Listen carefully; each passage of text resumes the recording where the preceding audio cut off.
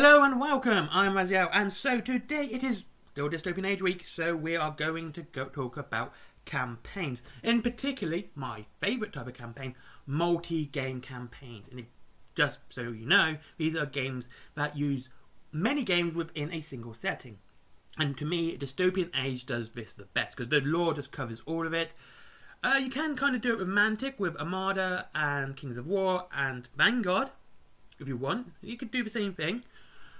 But I think with War Cradle games and with Dystopian Age, given that you've got skirmish games, big battle games and naval ships, you've got more variety with models and model scales than you have with Mantic.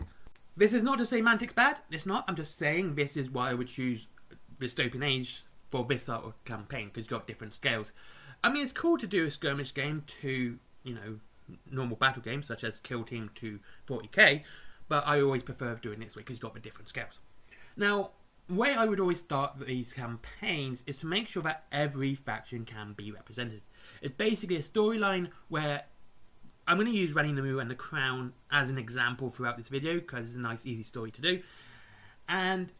But you've got to kind of figure out which is which. Now, the problem with Wild West Exodus within the Dystopian Age setting, there are several factions not represented in Armoured Clash and Dystopian Wars. These are the Watchers, the Warrior Nation, the Order of the All-Shard, and the Hex. I'm just trying to get Lightened. Oh, and the Outlaws. And the Cowboys. That's it, right? Well, the Lightened's obviously in all of the games. And the problem with this is, obviously, because they're not represented in the other two games, you might feel like, how am I going to add these? Oh, some are pretty simple. Cowboys, the Union. The Outlaws, they're mercenaries, anyone but the Union.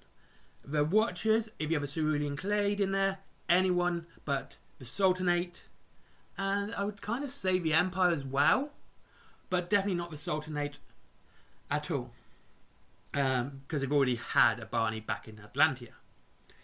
The Order of the All-Shards, very easy, that's the Sultanate. The Warrior Nations, you could say they're allying with the Union, they aren't best of friends. But given the circumstances, it might be an enemy of my enemy is my friend, or given that the Pride of Necromata is a Empire box but can ally with the Warrior Nations, you can kind of twist that to make the Warrior Nations ally with the Empire, sort of thing. It doesn't really matter, but you've got to kind of sort of think about how it would best fit narratively for yourself. But that's just the one problem. Now, these sort of big multi-game campaigns can last a while, which can be a positive and a negative. If you're going to do it all at once, it's going to take you a good weekend. But what you could do, if you are working and you have one day a week to play, you could literally just change the game every week. So you continue the story as it goes along, but you're not going to be playing the same game twice. And so, you can have a nice narrative going and keep it going while you play. It's kind of cool because, time is short and we don't all have enough of it. So that's kind of the overview of how I would start planning it. The story itself, I always find a good campaign story is basically a plot line. It's just a reason to be. It's nothing really deep or meaningful. You're not doing anything big and grandiose. You're just basically having this MacGuffin which kind of ties the story together. It's one I kind of do a lot because it adds a lot of fun to it. So this would be, like I said, this is Ranny Namu. Ranny Namu is a pirate, or actually she's technically a privateer because she works for the Crown. This is why I'm going to use her, because she is a pirate, she's a thief, and she's stolen something from the vault. So the first one in this battle, I'm only going to do the first 3 games, by the way, which is... then you can kind of see where I'm going to go after that. First battle is basically it's an ambush. She's been ambushed stealing the item. And the reason for this is we've got to sort of set aside that everyone knows the item has been stolen. Again, this could be anyone, but the ambush is literally showing that everyone knows about the item being stolen. And basically, whoever steals the item has to get to the item, survive, and the whole faction has to live and get back to their deployment zone. Because if they die and they lose, the opposing force has it as well. And the good thing about this, being in the vault, the enlightened who own the vault, own the vault, actually are kind of split up and divided, and people want what's in the vault as well. So it still works if you're using the enlightened. It's not going to be a defense game. It's pretty much there's going to be the thieves against everyone else, and whoever wins gets the item. And this is when we go into the next game. They're going to escape the vault and go straight to Armored Clash and to the arm. This is just going to be a basic meat grinder. That's all this will be. First one will be a first meat grinder. Winner keeps the item. That's it. You want this to be a basic meat grinder because everyone's after the same thing, and you want to just make sure that it's done that way. You cannot have them as because whoever's got the item is the objective. And if you're doing more than one game, I would say whoever destroys the items, the holder of the items army, they would then gain it. But if you're doing 1-on-1, winner takes all sort of thing. And then you go on to Dystopian Wars. Dystopian Wars, of course, is naval and air. And this would be more of a runaway, like an escape mission. They're just trying to get far away from me as quickly as possible. And they're going up to South Africa. So Randy has to steal the item and get to London. So you're not going to go through America unless... this is another thing. Like, if the Union win, you can decide to go up through South America now. So you got South Africa and South America, and you can go that way. So you can kind of choose which way you want to go, which is really cool. So you can add these options, and I would say the winner of the Dystopian Wars would get to choose where they go next. So where are they wanting to? So if the Union have the items, you can say, well, we're running through South America because it's they're going to be going straight up to New York or Washington DC for the item and everyone else is pretty much in that landmass, which is Africa, Europe, Russia, Middle East, Japan, etc. And so you've got that nice divide going there.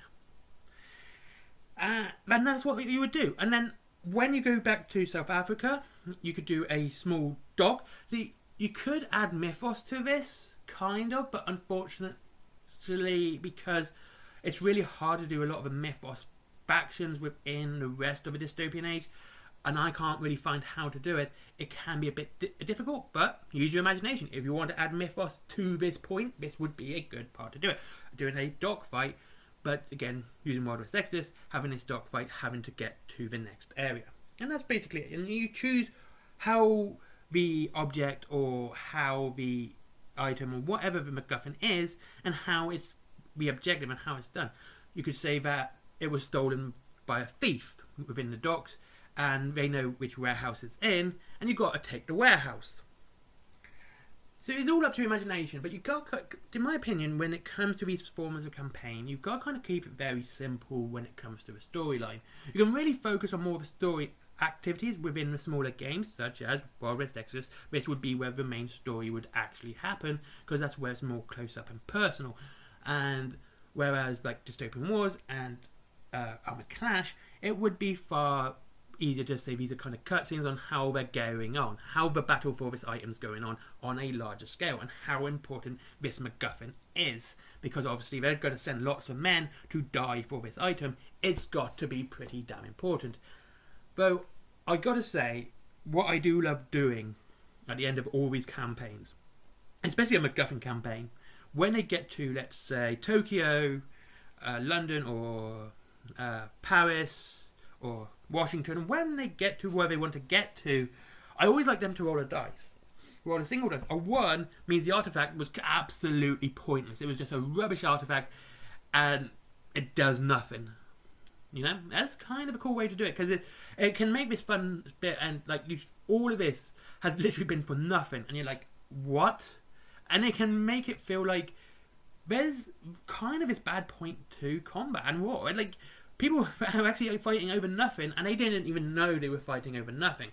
And 10 would be something magnificent, and you can make it up, like a massive gun, you know, a massive watcher weapon that can disintegrate cities from far away, sort of that sort of thing. That really gives your army a boost, your faction a boost, anything like that. So just have fun. So that's how I would do a multi-game campaign. I hope you enjoyed this video, because these are my favourite types of campaign, and I think they're great. So, have a good day. I hope to see you all again soon.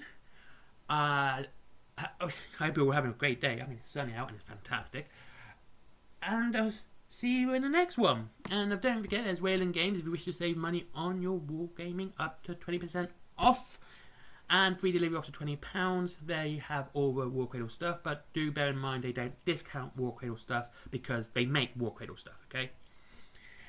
Because they want to make sure that third parties actually do make money off their product, which is a nice thing. It's a really nice thing to hear that.